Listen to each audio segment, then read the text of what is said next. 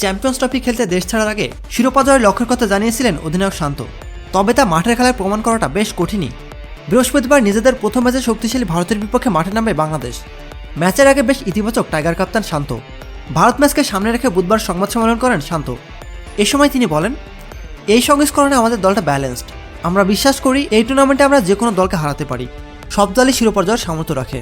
আর আমি এমন কেউ নই যে প্রতিপক্ষ নিয়ে খুব বেশি ভাবি। নিজেদের পরিকল্পনা বাস্তবায়ন করতে পারলে আমরা যে কোনো দিন যে কোনো দলকে হারাতে পারি।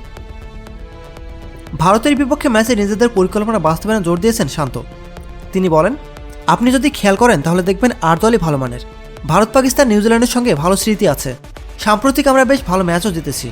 গত বছর ভারতের বিপক্ষে দেশের মাটিতে ভালো স্মৃতি আছে, কিন্তু সেটা এখন অতীত। আজ যদি ভালো খেলতে পারি আর পরিকল্পনা বাস্তবায়ন করতে পারি তাহলে ভালো একটা ম্যাচ হবে। উইকেট ও কন্ডিশন প্রসঙ্গে টাইগার অধিনায়ক বলেন, আমাদের দুই ভেন্যুতেই মানিয়ে নিতে হবে। এই উইকেট এতটা হাই স্কোরিং নয় পাকিস্তানের তুলনায়। পাকিস্তানের বিপক্ষে রাওয়ালপিন্ডিতে টেস্ট খেলেছি, অনুমান করতে পারি উইকেট কেমন হবে। যেখানেই খেলি উইকেট মানিয়ে নিয়ে খেলতে হবে। উইকেটকে কঠিন কিছু ভাবতে চায় না।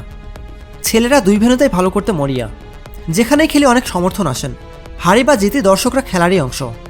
আশা করি কালকেও আসবেন, আমাদের সমর্থন করবেন। প্রতিনিয়ত খেলাধুলার আপডেট জানতে খেলাযোগ টিভির সাথেই থাকুন। এতক্ষণ আমাদের সাথে থাকার জন্য আপনাকে জানাচ্ছি বিশেষ ধন্যবাদ।